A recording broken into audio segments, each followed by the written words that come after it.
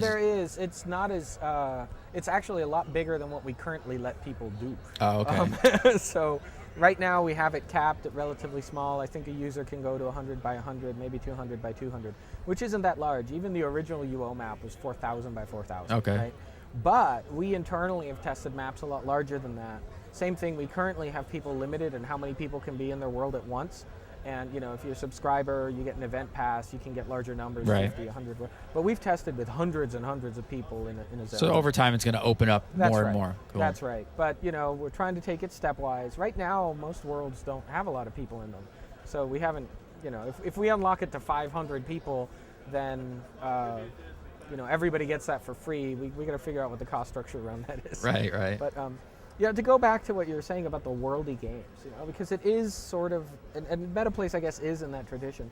It's like this subcurrent within the MMO market, right? I mean, you have UO, you have Galaxies, you have Eve, and you have had a few other games that feel more like an immersive world and less like that theme park model, right. which I think is... They have some of those simi-qualities to it. It has some of those simi-qualities. Fallen Earth is one that I'm hearing people buzz about now. Yeah.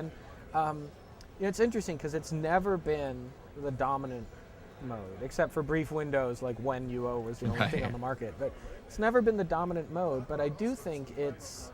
I don't think it's ever going away. And I think people always worry that it's going to go away, but I don't think it will. I think that community worries a lot about it because they, a lot of them come and kind of, they don't catch on and they're just afraid. And I think for people who have experienced it and kind of gotten to that level, the immersive experience that they have in these games is so much more rich that's what they want to bring back to their gaming. Although, if you ask community managers, there's this thing going around the industry about, gosh, so if you were community on a worldy game, watch out. Yeah.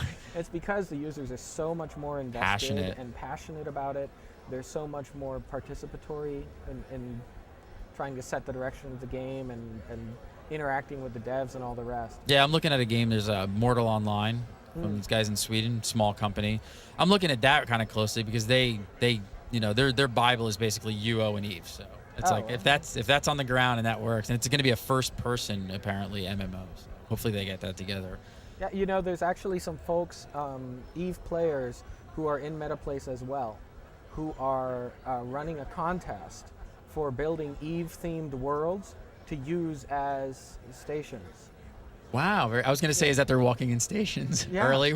Yeah. We're tired of waiting for CCP. Let's have our own walking in stations in MetaPlace. Yeah, just come over to MetaPlace and that can be your station. And we'll hang out, and that's very cool. And embedded on their guild site or whatever. Where do you see virtual worlds and MMOs in 10 years? 10 years is too big a time frame. Too far? Yeah. I've gotten that more than once today. That's too much. Yeah, the reason it's too much, let me give you an example. Before 1995, we had MMOs, right? I mean, UO was not the beginning. Right. So in the 70s, we had stuff on Play-Doh. It was kind of proto-virtual worlds, right? Then MUDs came along in 78, 79. And from there, 78, 79 was kind of the MUD decade. There were a couple of graphical things that were, coming along, early Kesmai and stuff like that. And then you got online services really kicking off. By 85, we had Habitat, which didn't take off right off the bat. But there was a generational shift, and the business opportunities moved to online services, right? And some of the stuff that could have made it didn't make the change. Then the online services dominated till around 97.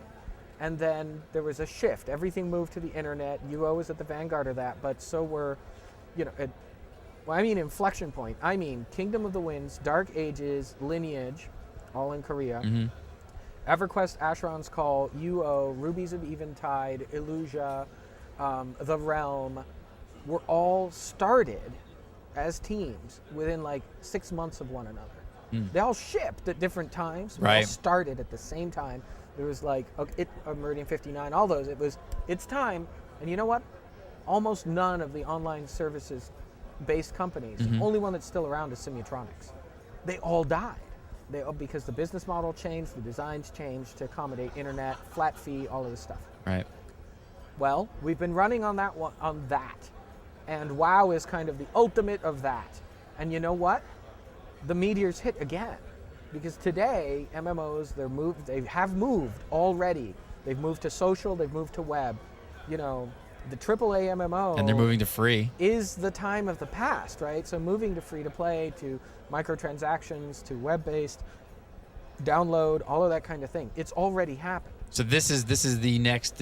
We're in the middle of the big shift. We're in the middle of the couple of first years of the shift. Everyone's working behind the scenes right now on the big shift. That's right. We're probably going to see it in the next That's right. 2 years. Yesterday, SOE at their keynote said, we're making a Facebook MMO. If we add up... I wasn't there. I heard they dropped that out of it was kind of an odd place, right? Yeah. He's just like, we're making it a Facebook. If you add up all of the people playing MMOs of one sort or another right now, right? And we don't like thinking about this because it sounds like the games we love will go away, right? If you add them all up, 90% of all MMO players today are A, under the age of 18, like 16, 13, that kind of thing. They're playing kids MMOs. They're playing free-to-play MMOs. And they're playing a whole bunch of free-to-play Korean MMOs that are imported. They're buying game cards in Target. They're playing Facebook social games. They're getting really damn MMO-like. Yes. Right? Farmville is like this close to being an MMO.